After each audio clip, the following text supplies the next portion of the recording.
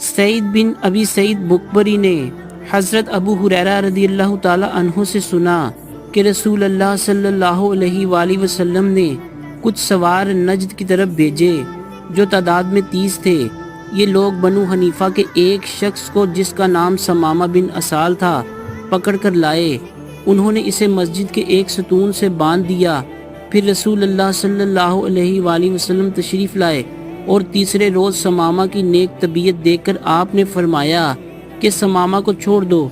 रिहाई के बाद वो मस्जिद नबवी से करीब एक खजूर के बाग तक गए और वहाँ गुस्ल किया। फिर मस्जिद में दाखिल हुए और कहा, अशहदु अल्ला इलाहा इल्लल्लाहु व अन्ना मुहम्मदुर रसूलुल्लाह, मैं गवाही देता हूँ कि अल्लाह के सिवा कोई माबूद नहीं और ये कि मोहम्मद सल्लल्लाहु अलैहि वसल्लम अल्लाह के सच्चे रसूल हैं। सही बुखारी हदीस नंबर 462।